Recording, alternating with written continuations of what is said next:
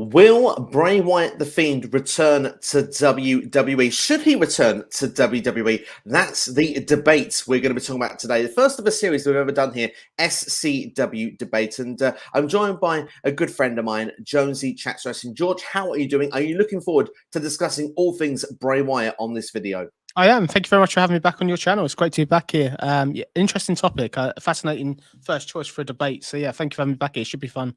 It's a real hot topic with a lot of people on this channel. Usually we do Q&As, discussions. He still comes up in topic very frequently. And obviously, it's been over a year now since Bray Wyatt was released from WWE. It was July 31st, 2021 that he was released from the company. Since then, since leaving, there's been multiple rumors he was going to turn up in All Elite Wrestling. There was a spell for Impact Wrestling as well. He went on to go and do a movie. And of course, things have gone quiet since then. And now we've had the change of the guard with WWE. Of course, Vince McMahon is no longer around. Triple H now is in creative control. Many wrestlers that were released are returning. We've got the likes of Karrion Kross and Scarlett, which you know is a very popular one for yourself.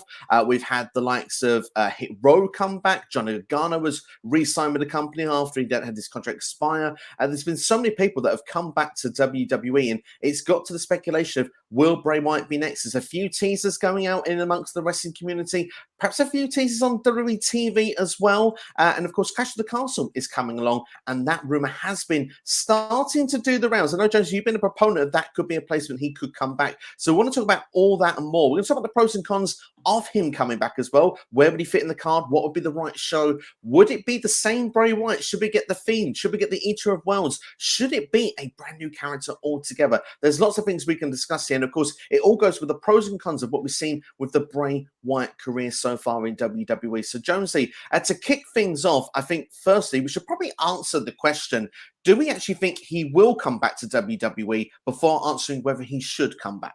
Yeah. I think he will come back. I think there's too much smoke without fire, so to speak. It's kind of everywhere. It's a fairly easy deal for them to do. I'd say, obviously, they know what the prices are. The only stumbling block really is if Bray wants to do it and Nick Khan. But for me, probably going to happen. And the fact he hasn't gone to AEW or somewhere else already, it's the Gargano situation all over again. Where else is he going to go? And for me, I think it's something that he probably will. He needs to come back, really. So I think it kind of makes sense, really.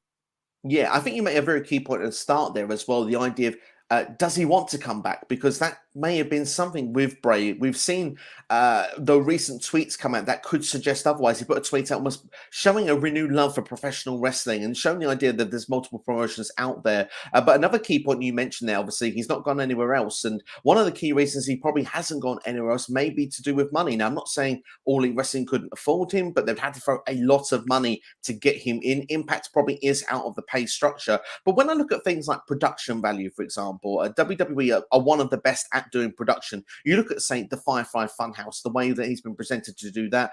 Look with the Firefly Funhouse match with John Cena at WrestleMania when it was during a pandemic. They've got ways of finding things, of doing Bray where they can present him in a very good supernatural way. A company like AEW feels more like it's based around professional wrestling. Now, I know that we've got the likes of House of Black there, but some may question whether they've been booked weekly. With Bray Wyatt, it feels like there is one place in town. And like I say, Impact, they're a company that do the supernatural very, very well. But again, it comes down to finance. So do you think that finance is a big thing for Bray? And do you think, obviously, the idea of creative control could be another? I think finance is a massive thing. Creative control, yeah, I guess so. I think the thing with it, if I'm being brutally honest with Bray, his charisma and the whole presentation side of it is really almost like a cover for his wrestling ability. I wouldn't say he's particularly a great wrestler, but he's one of the most charismatic. You really get into the character, so to speak, and the mannerisms. He's the closest thing we've had to Mick Foley with three faces, if that makes sense. He can play them all, and the way that WWE's sort of got the ability to do these packages and whatever else, that is the perfect company for that, in my opinion.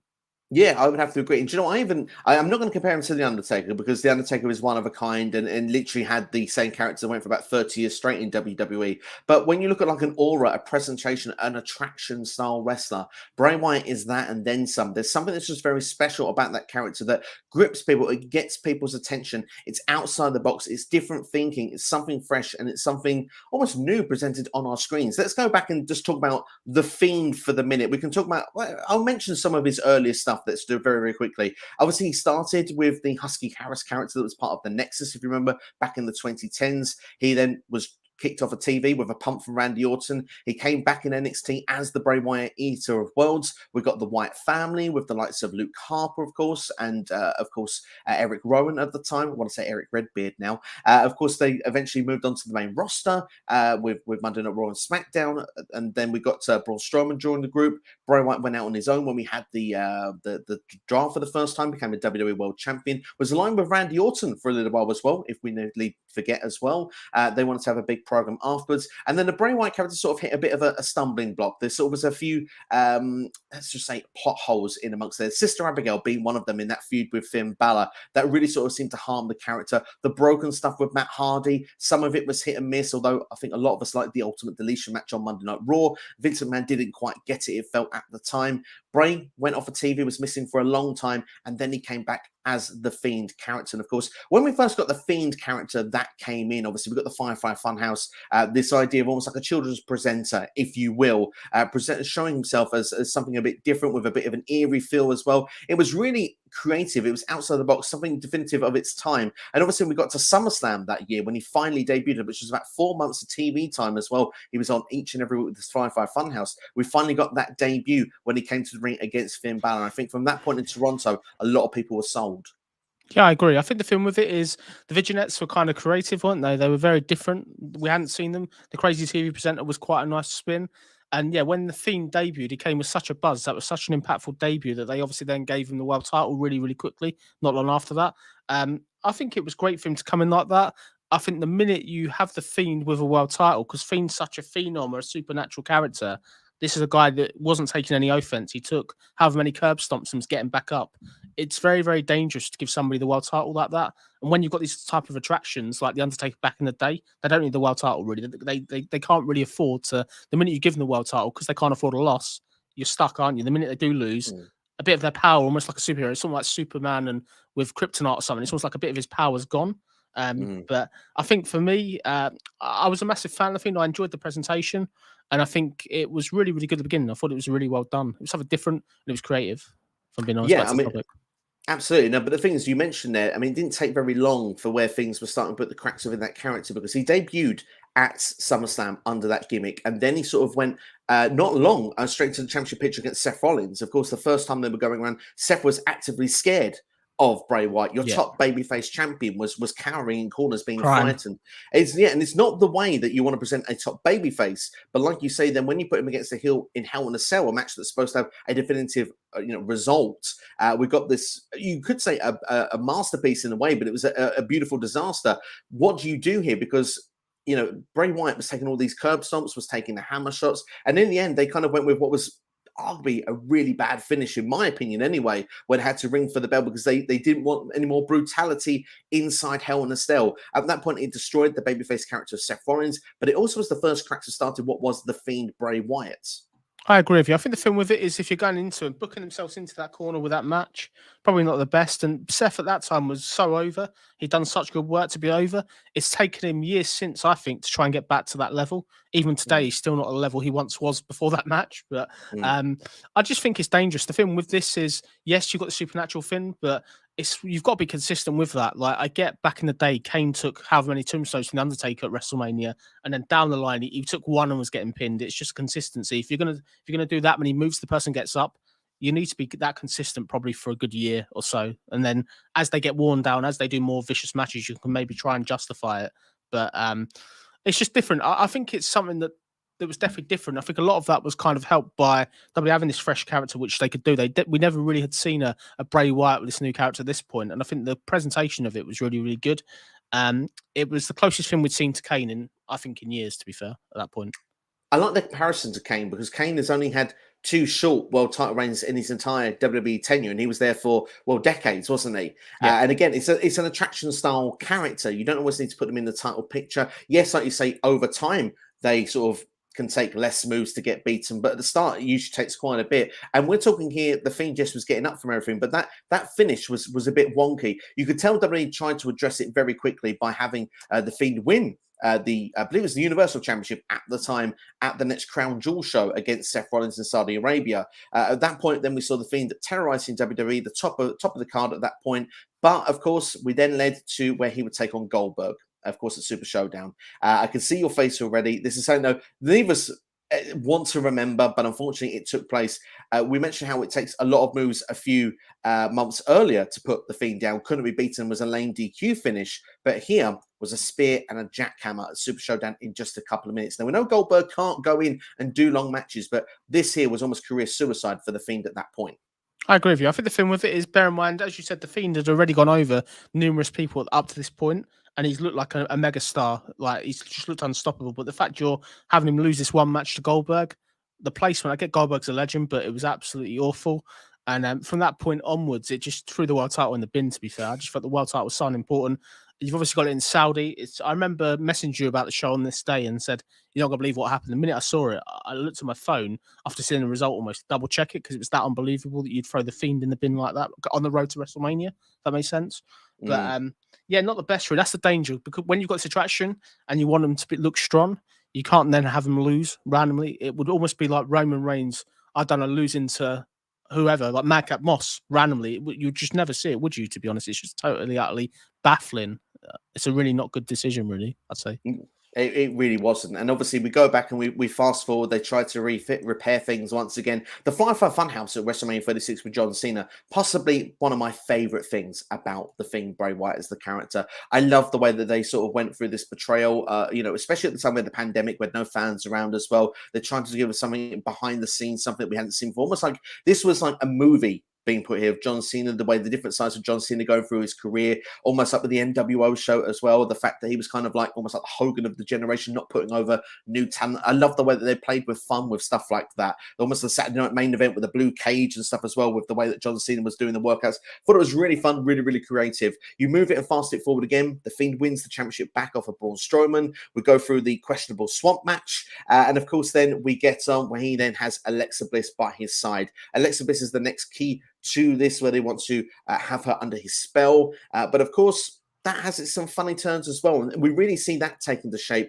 when we see the feud with Randy Orton, which at the time I thought made a lot of sense, because the feud with Randy Orton was one of the big mistakes they did under the Eater of Worlds Bray Wyatt, same as what they did with Finn Balor when that started. But to do that when they had the Inferno match at TLC, I think we have the squash match of Alexa Bliss and Randy Orton at Fastlane, and of course then the Fiend making the return at WrestleMania 37 to lose in a few minutes to Randy Orton when the Bliss turned on the Fiend. A very fast forward of 12 months there, but it shows the real ups and downs of this character and how WWE at that time were struggling to book a character of this sort of aura and mystique. Yeah, I agree. I think the trouble with it, I found a lot of it is you'd have these great vignettes and fun houses where you've got these different characters, and the ultimate thing, what it comes down to, is there's no payoff. It's not like you're going to get any tidbits or any sort of Easter eggs or anything out of it. You're getting literally nothing. They're just putting stuff out there for no reason.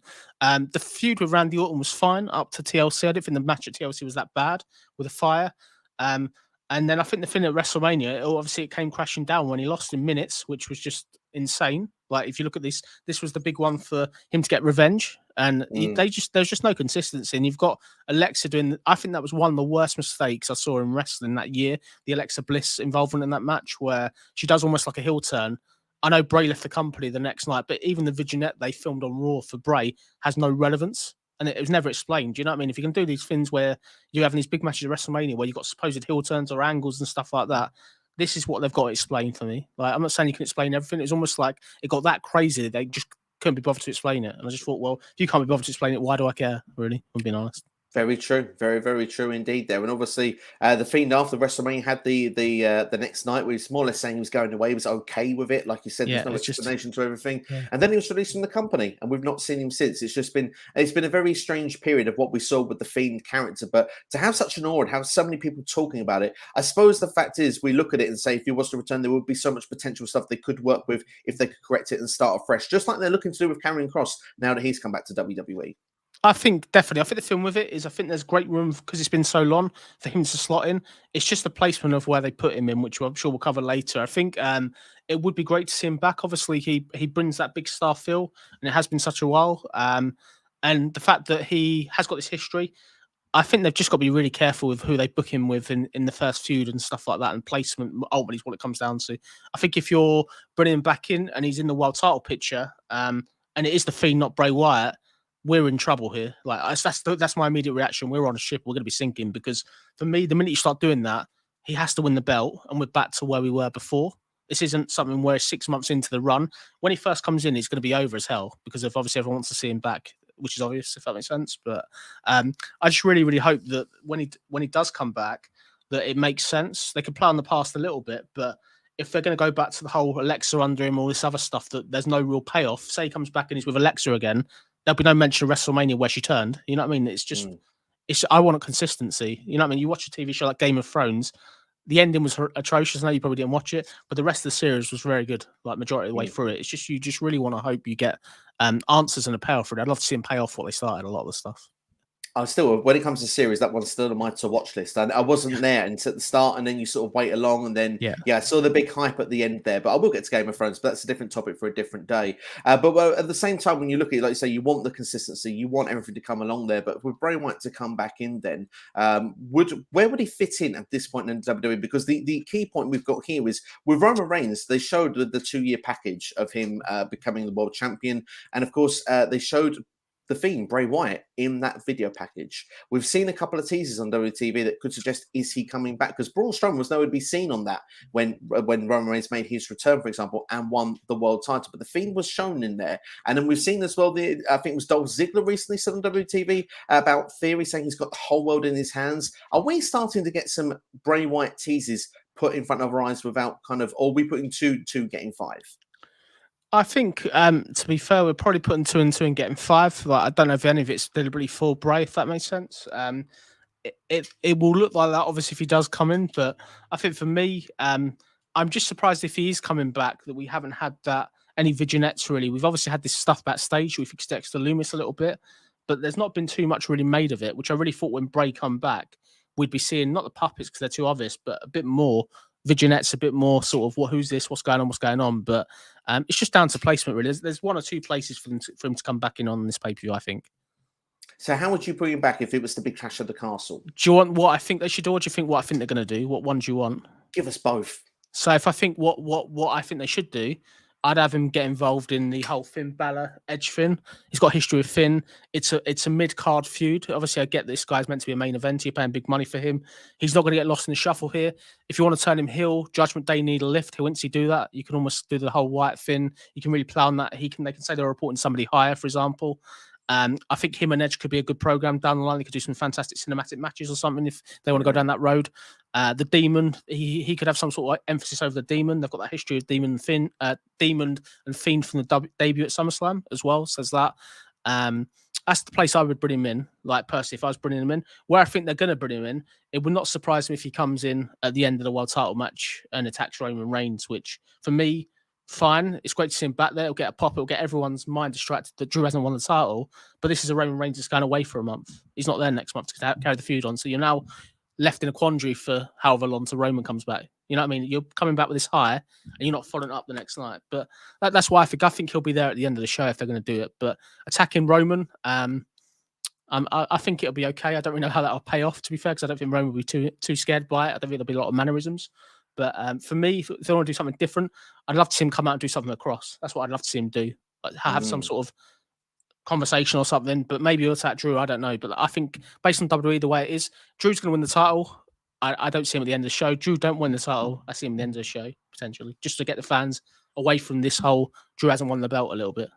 That's the thing. If Drew doesn't win the title, it's a great way to distract the crowd of like, well, you didn't get what you wanted here, but here's something you didn't know you wanted. Yeah. And here's the Fiend Bray Wyatt back. And everyone will go, oh, especially the idea is, so it's been 2 years. If we have seen that package there, the Fiend would be someone that could be presented ready-made that could be saying, we can go and get you against Roman Reigns. That's a program we could do. The Fiend could go back on SmackDown because I think there is a place for the Fiend on SmackDown more than Raw right now. Would you agree with that argument? I'd agree with that. I think if you are going to come back, for me, I wouldn't bring the Fiend back. I think you need to bring Bray Wyatt back. If, in all honesty, if you're bringing the Fiend back, he needs to be winning match after match after match, really based on his past record and past repertoire. If that makes sense. So for me, bring Bray Wyatt back. There's nothing stopping him having a new character, somebody even more devious than the Fiend. They've had all this time to work on something. When you look at all the masks and stuff that they come up with for characters they never used, for me, there's a good chance he can do it. But Roman and the supernatural character doesn't really work for me. So this is why I think put him in there with Edge and Judgment Day. I think that could be really something fun to see. And it's a great first way into the company. Although it's quite a high, isn't it? It's quite a big way to come in at the pay-per-view. I don't know whether everyone would be too excited by that. The enthusiasm may have gone down by the end of the show, potentially.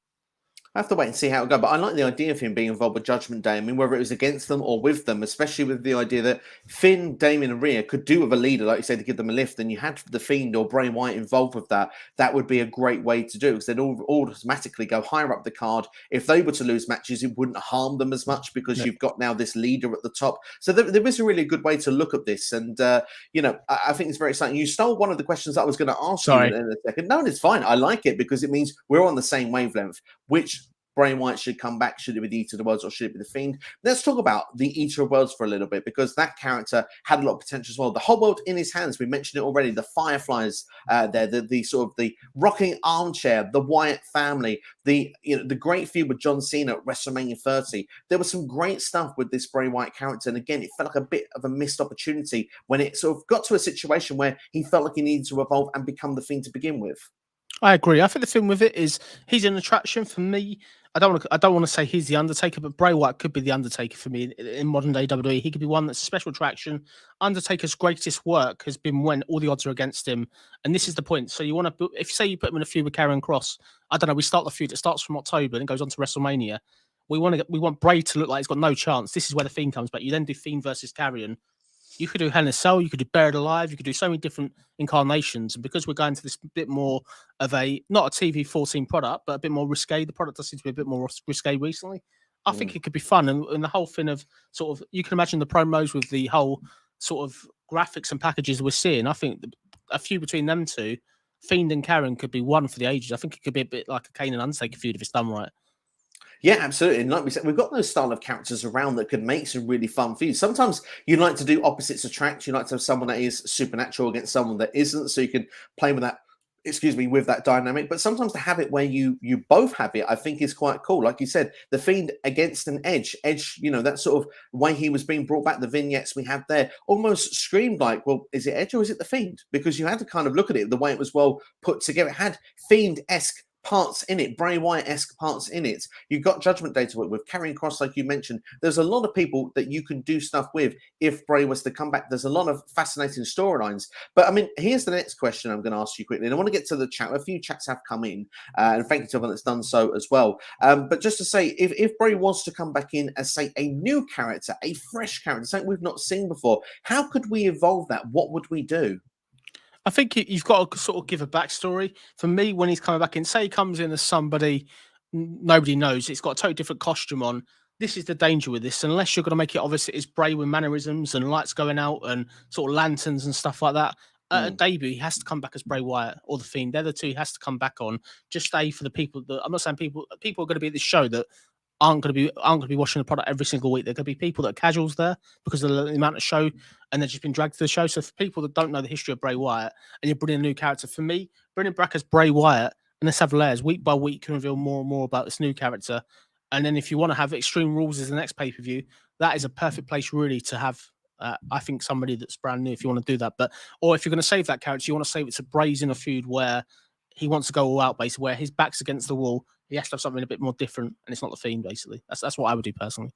I like that. I mean, do you know what? I had this vision in my head of how I'd like to see him come back. And like you said there, you need to sort of present a bit of what is new, but also a bit of what is old, but link it in with something that's new. And to give a bit of a backstory to seeing what we've seen previously with Bray Wyatt, I'd love to sort of see a bit of a difference. I'd like to see him like almost in a mental hospital, just in like a white room, completely bright light. Because we used to the darkness with the Fiend, have it bright light, Bray just wearing white, staring in, just sort of go into his head of like, we've gone through times when we've suffered and we've gone through stuff that's been pain. We've gone through obstacles that we've not overcome. But now I've had time to sort of sit back and reflect. I've been away, but now my time's come. I'm coming back, and sort of bring that and link things together. Do what they were doing before, where he was going to get revenge on old feuds, but actually to the point, like you said, this time he is going to actually come out on the winning end of those feuds and not actually having the hiccups along the way. Ignore the distractions of the people like Alexa Bliss. I'm glad that she was away from that. It didn't do her character any favors for me whatsoever. It seemed like a fun thing to do at the time, but it didn't work out for me. So it's interesting what they would do with it. But would you like to see something like that with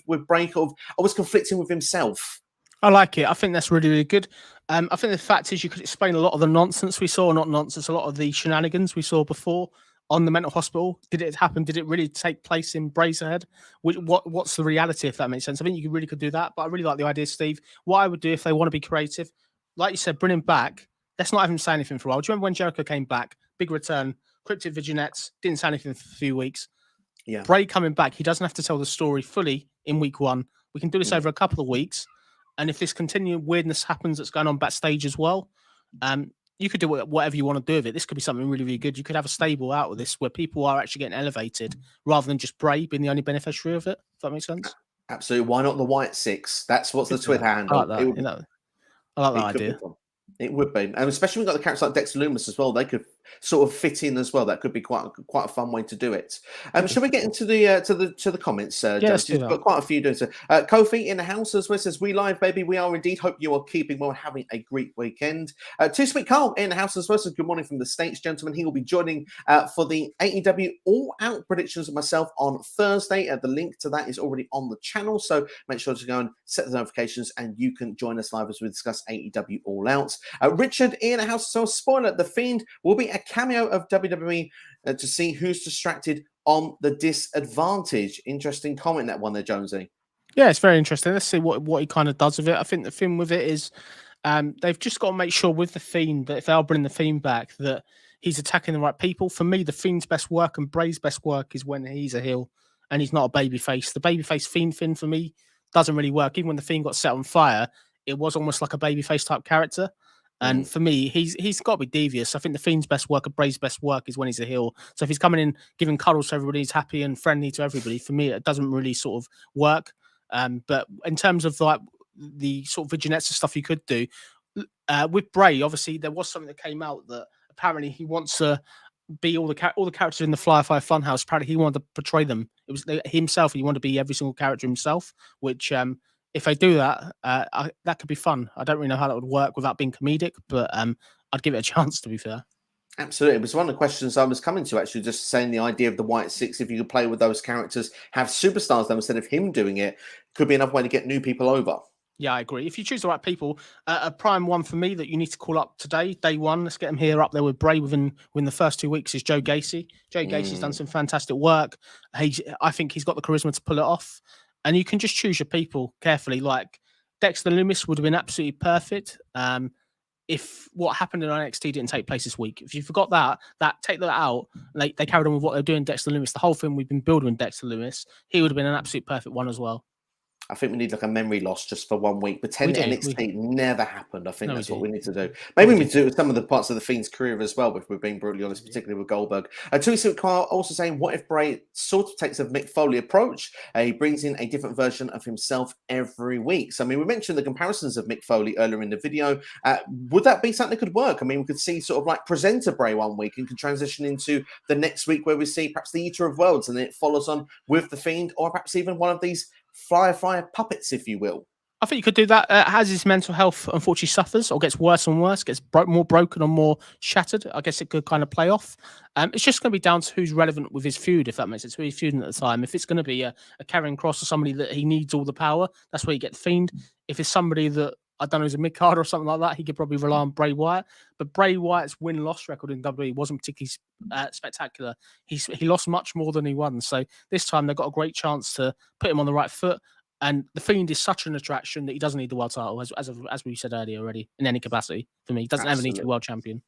No, I would totally agree. He does not need to be world champion at all. And we've also got here, to speak of, saying an identity of crisis of sorts. And yeah, I think that would be a good way to do it. The fact that he's lost it amongst himself. If the fact is he's saying, like, he's had time to reflect, he needs to right the wrongs. He almost doesn't know where to turn, what to do. And perhaps we get eventually from this light side to a more darker side than we've ever seen before. I think it could be something that we've not seen before. It could be really fun, really fresh, really exciting.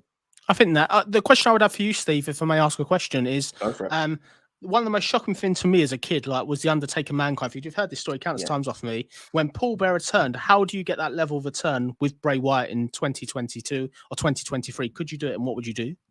So I think WWE attempted this with Alexa Bliss, but it didn't kind of work out at the time. And the thing is, I think one of the reasons it particularly didn't work out was it didn't follow on. That was probably start number one if you want to do that. With Bray, really, I mean, you could have a situation of where It's hard to say, but family, he's got Bo Dallas. We know that. I mean, if they were to bring him back as well, you could do a situation of where Bray is lost. He's doing all this stuff, and perhaps he thinks he's got family on side, but Bo is the one that sort of turns on him at the start. Or you have where Bo turns on the superstar after trying to calm Bray and get him back to life, but actually joins him in the dark side. I suppose those are a couple of things you could do, but it's hard when you've got an iconic person like Paul Bear and the Fiend You hasn't. can't do it obviously within a year. Yeah, I mean, Paul Bear was with the Undertaker for about 5 years at that point, if I'm not mistaken. Longer, mate. Yeah, it was about 6 years, 6, 7 years. Yeah, so there you go. It's a long time to do it. So unless they want to build something up from the start to do that turn, I think this is the only way that they can make it happen. But the next question I've got for you, Jonesy, we've answered the question: will he come back? We both believe he will. I suppose ultimately we've discussed it in different variations, different places. But where is the right placement ultimately? Is it Clash of the Castle? Is it Extreme Rules? Or is it the draft? Or perhaps even on the road to WrestleMania? When is it? For me, it's on the road to WrestleMania. We've had a lot of returns recently. I know this is a huge pay-per-view in the UK. I feel that this would be lost bringing him back here. He's going to be lost in the shuffle with everything else that's going on. I think you really need to save this. Like, say, for example, we don't have The Rock come back for WrestleMania. You're going to have something for WrestleMania. I get you're going to have Cody Rhodes and Becky Lynch potentially that they're returning. That's something. But for me, I would save it on the road to WrestleMania. I think here, if they want to bring back, it's fine. But it's just a choice of where you're going to put him in. Him coming in here, you've already, if Drew does win the belt, you've already changed the world title, which means that he's probably not going to be in that feud. And Karrion Kross and Drew's a feud that's already happened. So it's the placement at the moment isn't right for me. But I think they'll bring him back here, unfortunately. I'm not saying it's an unfortunate thing. I'll be there, but I think there's better places to bring him back where the hype's kind of gone from returns, if that makes sense. Absolutely. You've got time to work on it. Absolutely. I think Halloween personally would be my favorite place to see him come back. I think October time, that seems to be the spooky sort of period, and what you can do with it. You can build it up, perhaps leading to it and stuff. I think it could be a fun period to see how it would play out. And like you say, keep him as attraction going to Royal Rumble, WrestleMania. If he needs to go into a world title territory, at least leave it a year to 18 months. I think that would be the best placement of doing it. But my following question then for you, and just to say for anyone in the chat, if you want to throw any questions in regarding Bray Wyatt, now is probably the time to do so, because I want to ask Jonesy to finish us off near enough. Should the Fiend come back? Should Bray Wyatt make a return? Is it the right thing for him to come back? We've discussed the highs, we've discussed the lows.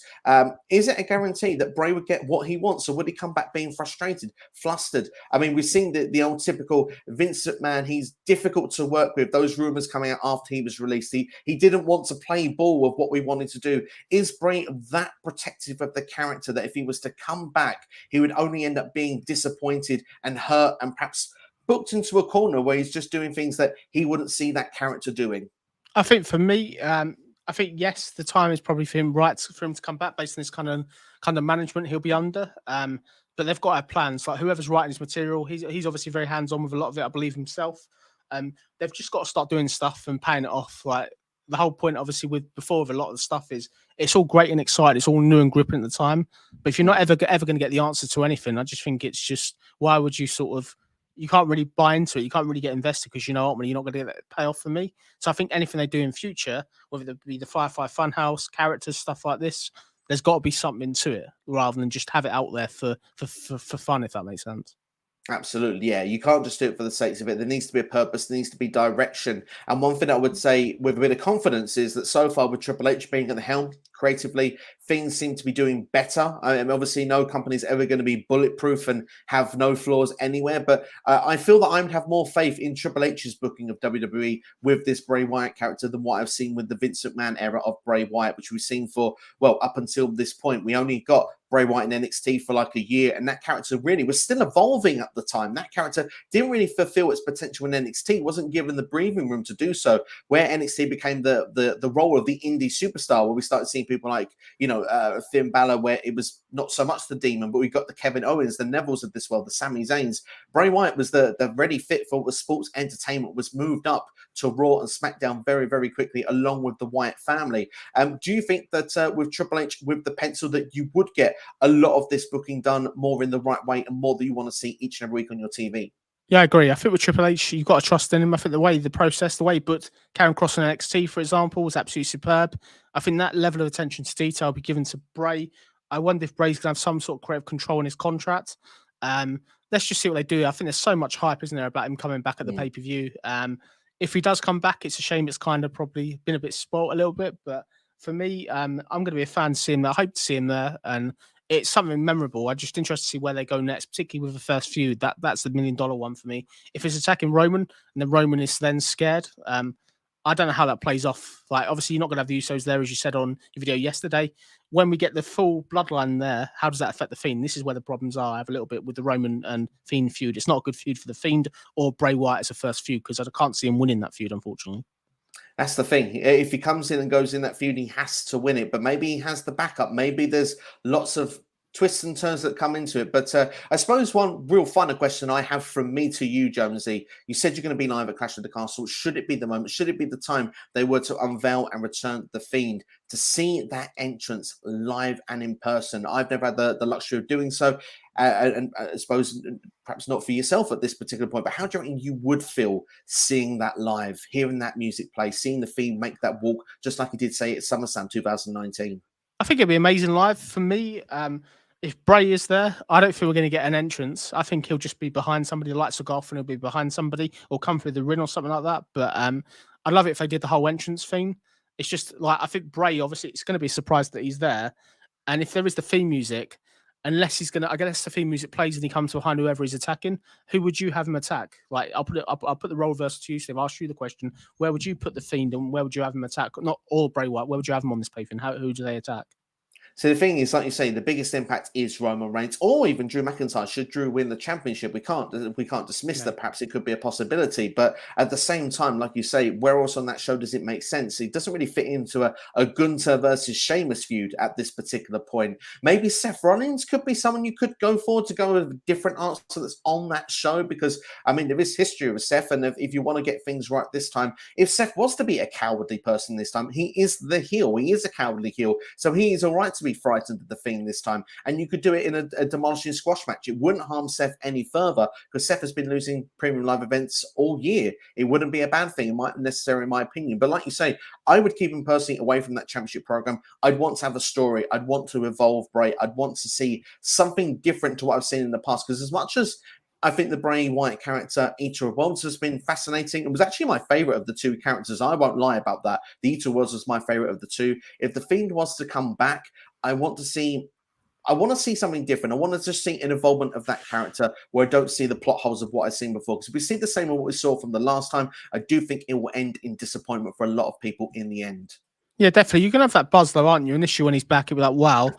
It's I think they say he does come back at the pay-per-view. It's where you follow up on, whether that be SmackDown on Raw. They have to have that follow-up the next night or that week. If we're waiting a week and there's no mention of it, like, say he does come back, this should be the very first thing that starts Monday Night Raw or SmackDown. The video package needs to say that, what happened and stuff like that. I'm looking forward to seeing what they do. I think a good sign to say that he may be there at this pay-per-view, if we don't get Sasha Banks come back, and Sasha Banks comes back on Raw, I'd say it's even more on. That's what I would say. It's either going to be Sasha Banks or Bray Wyatt. They may do both on the pay for a double pop, but for me, I think it's just going to be one or the other. If we get Sasha Banks tomorrow night on Raw, I think we've got to get Bray. We've got to get something, because this is all about returns at the moment. I think a UK pay-per-view, who else is there to bring back, if that makes sense, that will get that level of a talking besides Bray or Cody Rhodes, if that makes sense, who's not ready. Absolutely. I have to agree. I mean, the thing is, unless you go for a hometown person, that's the only way you'll do it, is trying to pop the UK crowd. But long term, is they get someone higher up the card. We've got to be honest with ourselves. We don't see it. I mean, as much as it would be nice for Wales to have a Tegan Knox come in for one night only or for a cameo, I don't think it gets the same buzz, the same talking point. It's just like, yeah, it's nice to see you, but I don't think it'll be the same. We're talking two different kettles of fish here. Bray Wyatt is a shark in the water, and I think that he would be someone that would create a lot of headlines, get a lot of people talking, and Clash of the Castle. I mean, you'd almost see that the Fiend would almost be like the Dragon, wouldn't he, if he was to return? Yeah, there's that going around, isn't there? There's that rumor going around that the dragon behind on the poster has got the Fiend's eyes. He would almost be the dragon. And as you said, there's been a lot of references on the commentary. We don't know whether they're alluding to that or not. But for me, they've got to do it. Like this, we're getting that feeling about a return. You get that feeling before Cody debuted, we had the feeling Cody would be there at WrestleMania. Some things just feel right. If it doesn't happen, it doesn't happen. But for me, because everybody's talking about it, if I was WWE, I just wouldn't do it. I'd hold off. Let's let it all go cold again, and then boom, bring him back from nowhere, and then it'll be a lot more of a reaction. Don't get me wrong, for the UK crowd, if he does return there, it's going to be a great moment. But for me, I'd rather Drew wins the belt, in all honesty. I'd be much more up for Drew winning the belt than the Fiend returning at this point, me personally. Interesting. Well, you said Road to WrestleMania would be your placement. Anyone in the Yeah. comments now? It's your time to let us know. Where should he return? Do you want to see him return? Do you think he will return? Get involved in the comments right now because we'll probably wrap things up in the next few minutes otherwise. But yeah, ultimately, like you said there, I mean, Drew winning the title would be the big thing that the UK crowd want. And the placement will be just whether he'll come back or not. Maybe Clash of the Castle isn't the right time. Like I say, Halloween for me would be good around Extreme Rules. Maybe, you know, we've got Crown Jewel that goes on after it. So we'll have to wait and see how it's going to play out. But quick shout out here to Martin Creo, who's dropped into the chat. Says, what's up, both Stephen Jonesy? Looks like Bray Wyatt has re-entered the wrestling service once again. It certainly is the case. And where would you like to see him come into? But Jonesy, what would you like to add? Can I have one last thing? One other thing I'm going Please. to put out there, Steve. Looking at this from a logical point of view as well, is how hard is it going to be for WWE to keep Bray Wyatt a secret? They're flying into another country. It's going to be difficult. I think it's very ambitious to do that. I know they've got private jets and this other lot. How can they do that? That's the thing. That's the thing I question. I know that that's another thing. It's not like you're bringing them in America where less miles to travel. It's a long way to come, and you've got to be so secretive, haven't you, to do it? Do you think that sort of stops it as well a little bit? Maybe I was thinking. Potentially, it can do. I suppose. I mean, if you spot someone at an airport going, I mean, unless he's going to somewhere like Rome first, and they try and do, you know, to throw people off that way. But if he's coming to Europe and he's spotted, I mean, you're in trouble, aren't you? You need to have it. It's even getting into the arena unless you're going to have like sort of obviously you'll have a coat over him or something over him, I believe, and blacked out limos, all this other stuff, I guess. But it's part of the magic of it. But I think if he is going to be there, I just hope the dirt sheets don't say that he's there in advance. I think that would really be disappointing. I think. Absolutely. No, I totally agree there. Antoine Phillips in the chat says, if Cody was healthy, Bray feuds with him would be something fresh. That'd be a really fun feud to see, actually, because Cody, the natural babyface as well. I think that would have been an interesting dynamic to see them two paired. It would be fun. You can imagine it. And if you bring in sort of Brandy Rhodes into it as well, and the whole thing that he could do, obviously Bray has no fear of sort of stalking people's partners, it seems, based on his feud with The Miz. I think that could be kind of fun. Make good TV. Yeah, it would make good TV indeed. That's a great suggestion there. Thank you very much for that there. I mean, is there anything else you'd like to add, Jonesy, before we look like we're probably going to wrap things up here? No, not at all. Thank you for having me on. It's been a great to have a debate. And yeah, looking forward to seeing what happens. I'm sure when we do a next video, besides the predictions, he'll either be here or he won't. Let's see. I'm quite excited to see. I really hope that he is there. It'll give us something to talk about, if that makes sense. Absolutely, indeed, there. And obviously the predictions will be on Tuesday on this channel. The link is already up. It'll be 7:30 UK time, which means it'll be 2:30 Eastern for those in the States. Of course, it'll be available on delay as well. Martin here saying, Jonesy, how did WWE pull the Johnny Gargano surprise in Canada? They can 100% do it for Clash of the Castle for Bray, but I honestly wouldn't want it to happen there. It's just a personal preference there. But yeah, Johnny Gargano is a good point. It is over the Canadian border. You do need to get them over there. So, I mean, yeah, it's a possibility. I guess they could do it. They could do. The only way I can think of is maybe logically you get him to come in on a Friday, but then he's a prisoner. He can't go anywhere. He can't go around Cardiff. He can't do anything. It's difficult. They must have ways of doing it, but I'm sure it'll be fun. I'm sure that they'll find a way of doing it. But for me, I think it's definitely one of the things. It's one of the things. If it does happen, this will definitely be a talking point coming out of the pay-per-view that's huge that everyone will be talking about. Absolutely, and I think maybe it would give us that buzz of like, God, if you hadn't been there, God, I wish I was. You know, yes, that's a feeling there, and you know, it's the first time for 30 years that UK gets a premium live event in the stadium show as well. So it's going to be a big time deal, something very, very exciting. We're looking forward to. And Bray Wyatt, we both think that he will return to WWE. And just to finalise there, Jonesy, yes or no, should he return to WWE?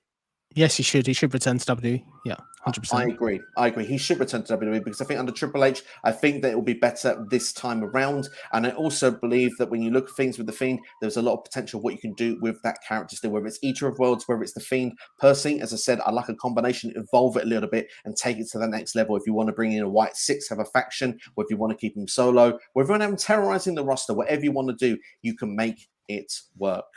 But that's pretty much from us anyway. If you've watched this video, please do like it if you've enjoyed it. Subscribe to the channel if you're new here. Share with a friend as well. Let them know this is available on delay here for SCW. And as well as that, this is the first of SCW debate. So if you're watching now or on delay, let us know in the comments. Do you like this concept of a video? It's a series I've wanted to do for the channel for a long time. Should SCW debate become a regular thing? Would like to know your thoughts on that. As well as that, coming up this week, as Jonesy has already alluded to, Clash of the Castle predictions will be on the channel on Tuesday. That'll be at 7:30 p.m. On the UK time zone, 2:30 p.m. on Eastern. On Wednesday, it is Worlds Collide with NXT. Myself and Tino's time will be doing the rounds for that one. We will be on air at 9:30 UK time PM, and of course it means it'll be 4:30 PM on the eastern side of the states, and it'll be the same times as well on Thursday for AEW All Out predictions. That'll be myself and Too Sweet Carl from On the Mark Wrestling podcast. So lots to look forward to this week, and of course, yes, Clash of the Castle looking to do a review after the show, and of course getting Jonesy and NXT's takes of a live perspective of what they were thinking and how they were feeling there in Cardiff in that big stadium for that show. And yeah, Jonesy, anything you'd like to plug? Anything you'd like to shout before you leave us today? No, thank you for having me on your great channel. I've really enjoyed it, Steve. Always enjoy a debate. I wouldn't say it's too heated, but I enjoyed the debate, and I guess at least we agree. At least we agree with the outcome. But yeah, great to have. Thank you for having me on here, mate. It's been great to discuss Bray Wyatt. Absolutely. I mean, the thing is, this one is kind of a testing ground, but like you said, there'll be other ones. I know there were some topics out there that me and you can have where we're on different sides of the argument, and certainly we can do a couple of those in the future as well. But before we close off the stream, Martin says, well, good stream, guys. This one was pretty short, but I enjoyed it. Yeah, I mean, we're at the 45-minute mark, so yeah, it's kind of back to the regular ones. I mean, the stream's recently been going about 2 hours or so long of late, so this is probably a bit of a shorter one. But Martin will say, yes, Steve, keep doing with our thoughts, with yours. Would be intriguing, the SCW debate. So we look forward to bringing that hopefully again in the future. But like I say, if you've not seen anything, if you've missed anything, go back to the start. A lot of discussion here, whether it's been the pros and cons of Bray Wyatt. Will he return? Should he return? Get involved now, check it out, and of course, let us know your thoughts in the comments below. Thanks for watching, and we'll see you all next time. Enjoy the rest of your weekend, and we'll see you for Clash of the Castle predictions on Tuesday. See you soon.